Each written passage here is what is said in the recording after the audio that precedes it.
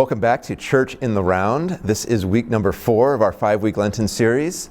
And this week we are looking at the part of the Lord's Prayer that reads, "Forgive us our debts as we forgive our debtors." And we're talking about prayer as humility and generosity. Why don't you take us into how we got from forgive us our debts to humility and generosity? No, this is an interesting part of the prayer. I mean, it's got these dimensions to it that are both economic and relational. There's that word debt, but we're also talking about this concept of forgiveness. I think Tim's preaching will really be about the economic dimensions of that, but we're kind of thinking about the relational dimensions of forgiveness too. And this line of the prayer creates both a need and an obligation, right? It's this acknowledgement to forgive us our debts, that we have something that we need forgiving, and there's a humility to that. But then it also contains this other half, as we forgive our debtors, as though we ourselves are in a position to be generous with our own forgiveness as God is generous to us. So I think that's how we were thinking about linking this theme together, the connection between forgiveness, humility, and generosity. It's that word "as" that scares me. I wish it was forgive us our debts and help me be better at forgiving my debtors. Yeah. What does that "as" imply? Are we asking God forgiveness only to the extent that we're forgiving others? Yeah. Well, say more about that. I mean, because forgiveness is hard. We should just say that at the outset. Yeah. Forgiving another person and all sorts of things can escalate that difficulty in really important and serious ways. So we should. Yeah, no, I think that's right, and I think there can also be a move to forgive too quickly, and especially to push other people to forgive too quickly. There's a way in which forgiveness really is the project of the person who has been harmed, and sometimes it can become the person who does the harm becomes the one who's really pushing to be forgiven. And that can lead to even more damage in situations of abuse, or even when we think about not just individual situations, but larger scale injustices like systemic racism, the Me Too movement surfacing, just generations and ongoing sexual harassment. There can be this movement towards quick and easy apologies, and then an expectation that the survivor be the one to forgive and has really an obligation to do that in order to make everything right again. So I think we have to be careful about pushing for that too quickly. Right. Because it's not forgetting. Forgiveness is not forgetting. And does it ever happen all at once?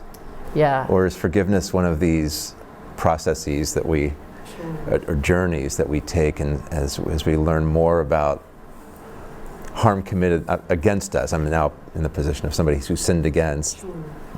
We suddenly discover, I thought I'd forgiven that person 12 years ago, and now I realize I'm still. Is that part of it? Yeah. What's still bubbling up? What's still there? But then also, how do I continue to lead my life? Part of forgiveness is about that. Is about a way of moving forward, or living beyond the harm that's been done. Right. Yeah, I think the prayer, even that language of debts, I worry that it makes it sound too easy, because if you steal money from me, you can pay me back, and we could even calculate interest or some kind of a penalty, and I don't really have a complaint. I might not let you near my wallet ever again, but of course there's other ways that we sin against people that are way more damaging psychologically and emotionally, and the language of debt doesn't always work as well for me. Sure, yeah, something owed or something. Right. It's difficult. I really appreciate what you said about the rush to quick forgiveness, that sometimes our culture demands, or it's the best way out of trouble to, hold the press conference and offer the well-scripted apology or something like that. But so it's interesting how the prayer somehow links these two things. God forgives us and we forgive others. How do you, I guess this is back to the "as." Is one of those prior? Is one of those different or deeper than others? Or what is that? What do you imagine is going on there? Yeah, no, that's interesting. I mean, I'm a little scared of that as too, because I think I imagine it as